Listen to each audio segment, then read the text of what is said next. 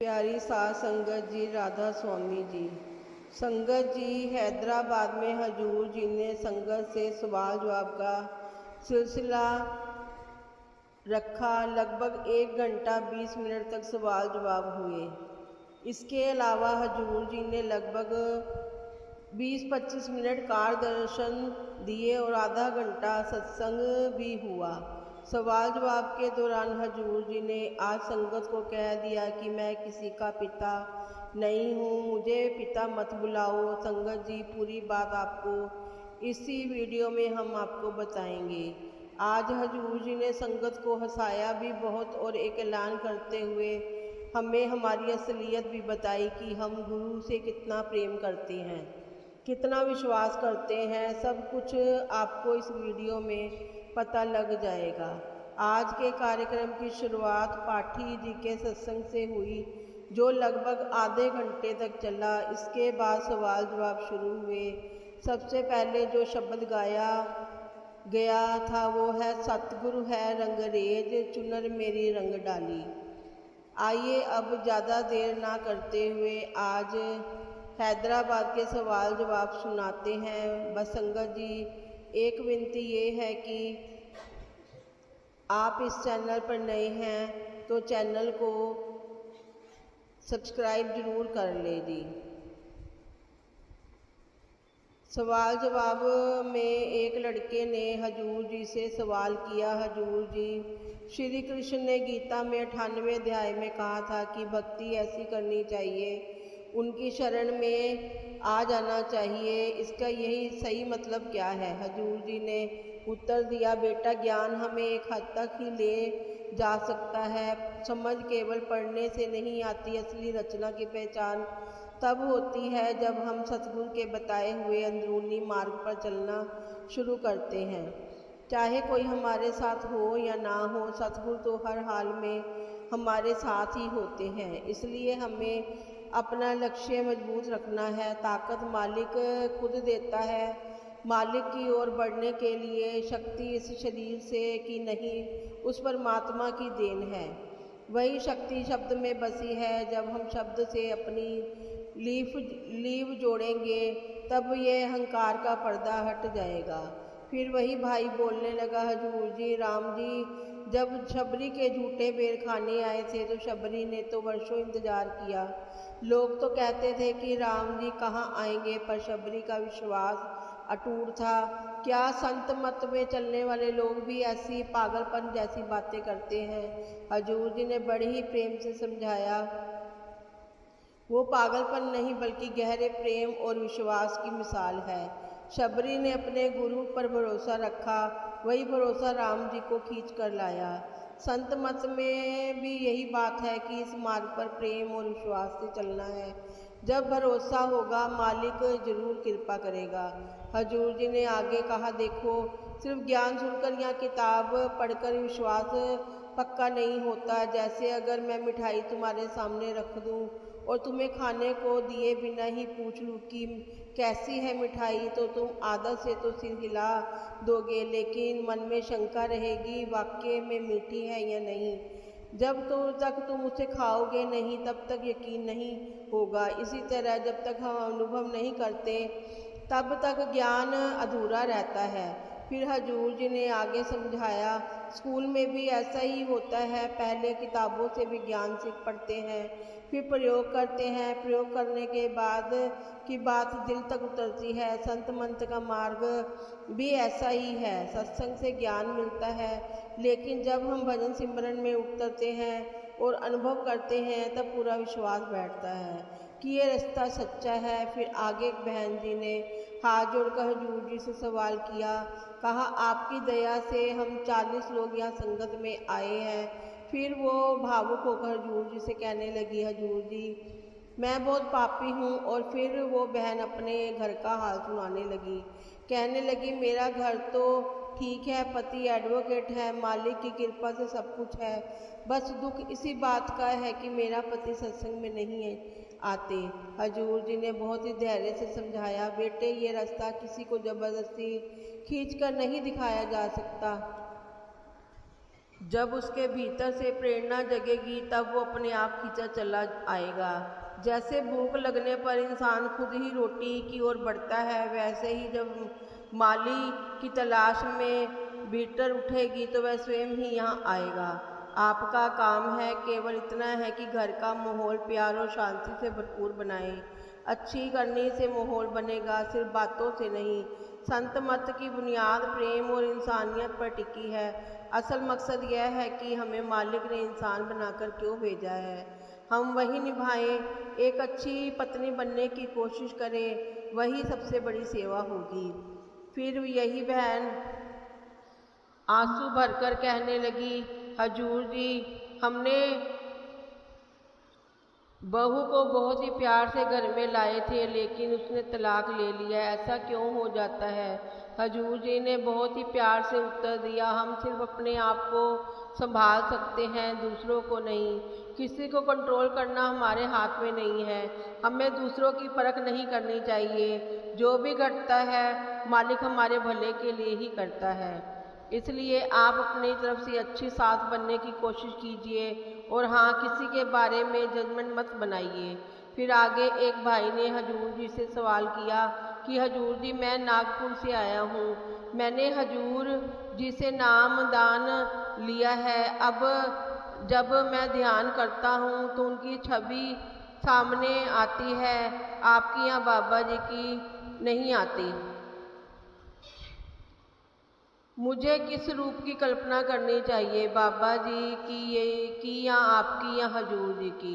हजूर जी ने बड़े प्यार से समझाया, देखो बेटा, जब संत महात्मा आते हैं समय के साथ साथ उनका शरीर रूप बदलता है, लेकिन असली संत कोई रियाज या नियम नहीं तोड़ते, क्योंकि परमात्मा के बनाए नियम अटल होते हैं। कोई महापुरुष सदा इस शरीर में नहीं रह सकता। जैसे हम सबको एक दिन जाना है, वैसे ही संत भी शरीर त्यागते हैं और अपने शरीर के साथ नहीं, आत्मा के साथ जुड़ना है, अंदर जोड़ना है। असली बात यह है कि हम हजूर महाराज जी और बाबा जी की शिक्षा और संदेश को जीवन में उतारें।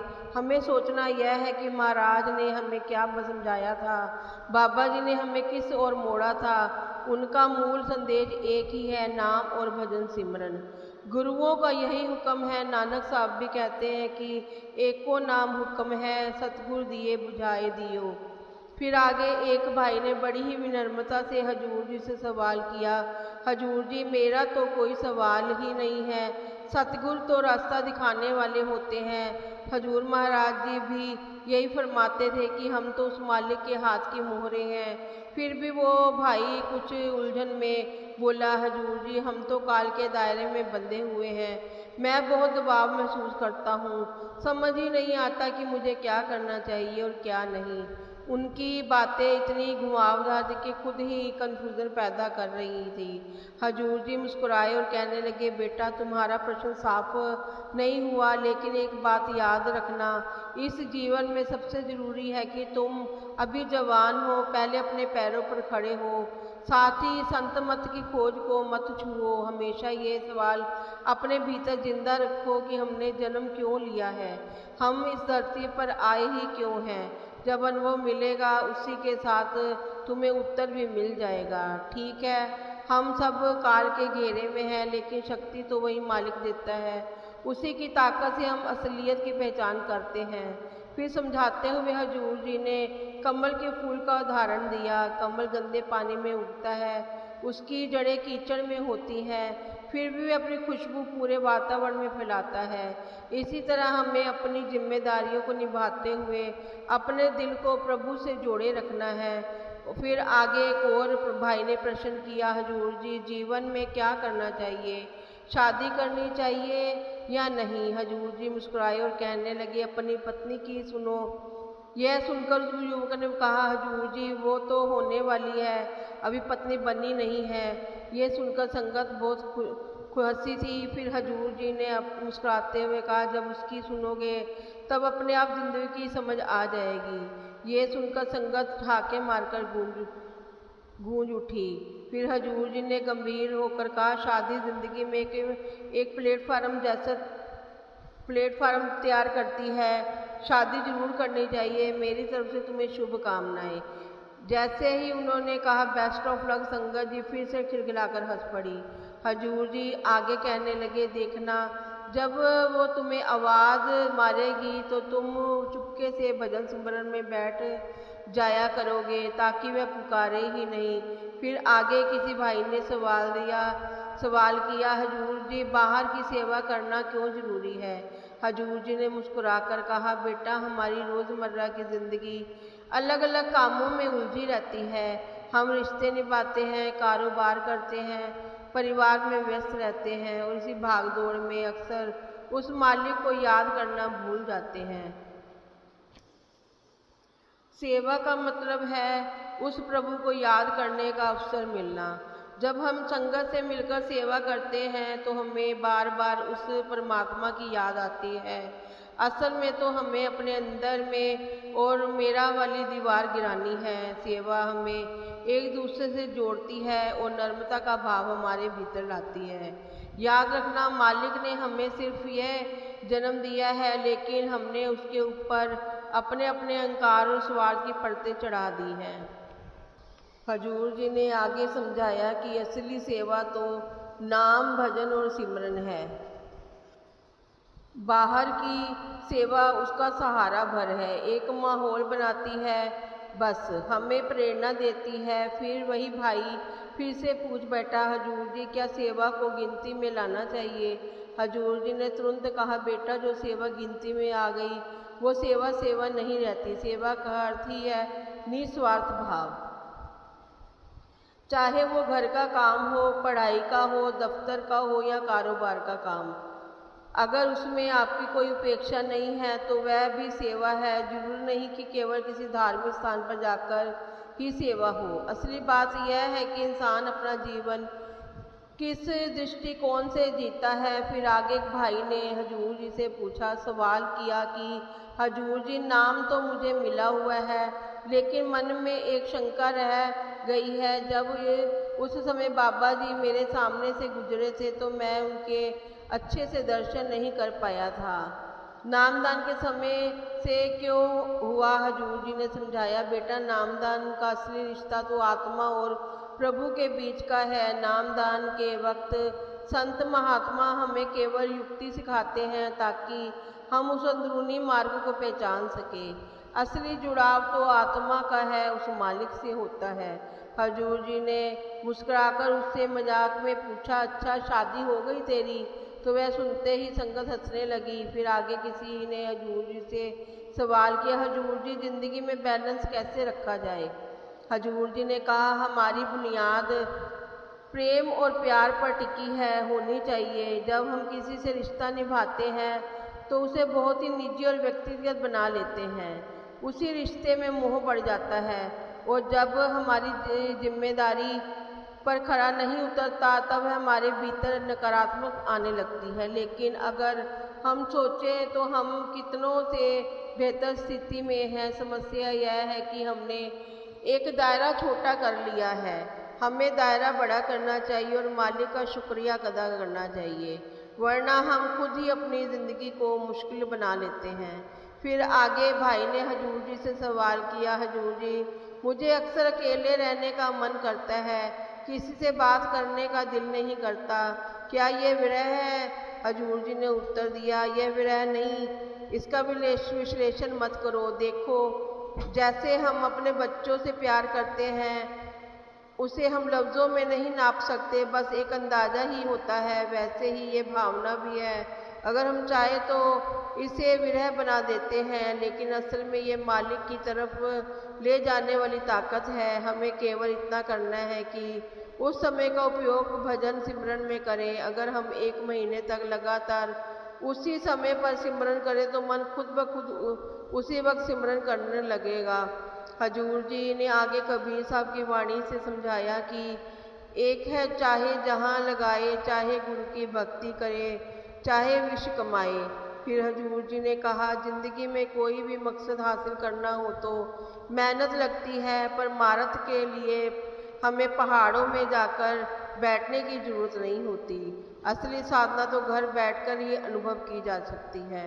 फिर आगे एक बीबी ने पूछा, हजूर जी, भवानी जी कहा करती थी कि मन को साधने में समय लगता है और लगातार प्रयास करना पड़ता है। बड़े महाराज जी तो यह भी कहते थे कि अगर भवानी साहिब जी की बात समझ ना आए तो मेरे पास आ जाओ। हजूर जी, अब मैं आपके पास आ गई हूँ, आप ही दया कीजिए। हजूर जी ने बड़ी ही विनम्रता से उत्तर दिया कि हमारे गुरुओं ने हमें बहुत कुछ पहले ही दे दिया है, अब हमारी जिम्मेवारी है कि उनका एहसास करें, शुक्र करें और चुपचाप बैठकर उसका अभ्यास करें। फिर एक लड़की ने इंग्लिश में पूछा, हाउ आर यू हजूर जी? हजूर जी ने मुस्कुराए और fine and how are you? वो बहन बोली, ऑसम। हजूर जी हंसते हुए बोले, यस ऑसम इट इज़, और पूरी संगत हंसी से गूंज उठी। फिर आगे उसी बहन ने अंग्रेजी में पूछा, is marriage necessary Hazur ji?